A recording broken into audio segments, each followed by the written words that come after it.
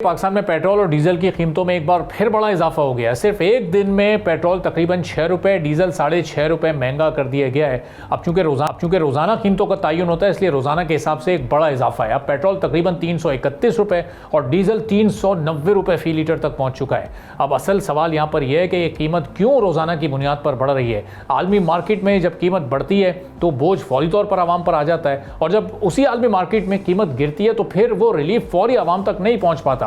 18 जुलाई से पाकिस्तान में रोज़ाना कीमतों का नया निज़ाम शुरू हुआ। इससे पहले पेट्रोल तकरीबन 310 रुपये और डीजल 323 रुपये के आसपास था। आज जब रोज़ाना पेट्रोल की कीमत बढ़ रही है, बढ़ते बढ़ते 331 पर पहुंची और डीजल तकरीबन 390 रुपये पर पहुंचे। यानी रोज़ाना कीमतों के निज़ाम के आगाज़ से पेट्रोल अब तक 21 रुपये महंगा हुआ है, जबकि डीजल 67 रुपये फ़ी लीटर महंगा हो चुका है। खासतौर पर डीजल की कीमत में ये इजाफा 21% है। हुकूमत का मौक़िफ़ है कि आलमी मंडी में तेल महंगा हो तो पाकिस्तान में भी कीमतें आलमी रुझान के मुताबिक तब्दील करना ज़रूरी होता है। ये बात उसूली तौर पर अगर देखें तो दुरुस्त भी है, लेकिन हुकूमत की हम बात करें तो इस असल की इम्प्लीमेंटेशन सिर्फ आलमी तेल कीमतों के बढ़ने पर ही नज़र आती है।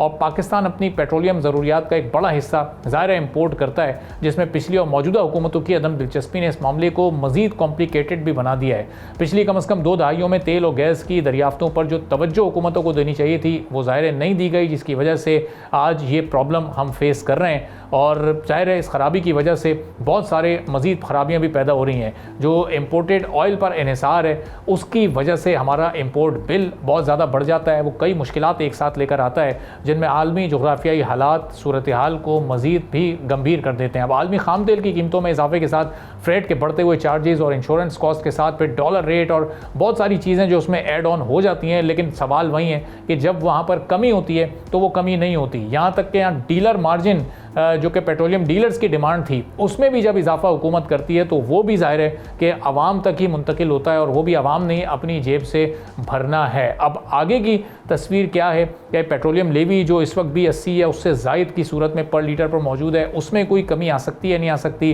वज़ारत पेट्रोलियम या वज़ीर पेट्रोलियम का इस पर क्या मौक़िफ़ है, इस पूरी सूरत हाल पर हम बात करेंगे। मेरे साथ मेंबर हैं standing committee of finance and revenue के, हमारे साथ मौजूद हैं।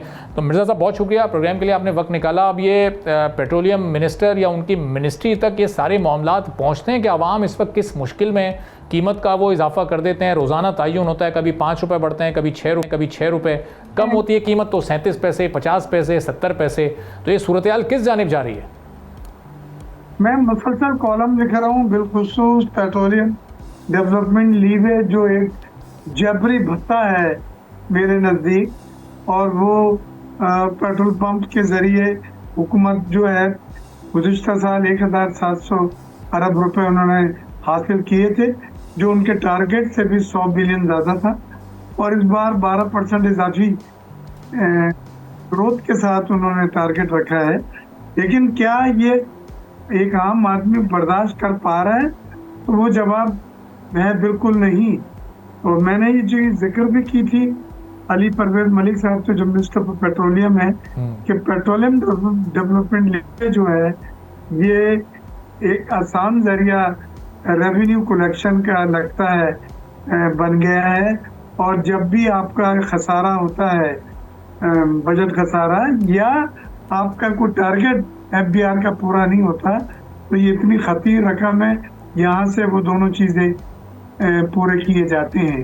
तो ये तो एक गलत रास्ता, एक गलत राह, एक गलत टूल हाथ लग गया है, तो जो आम आदमी अब देने पे मजबूर है। लेकिन कब तक, उसका कोई जवाब नहीं पता।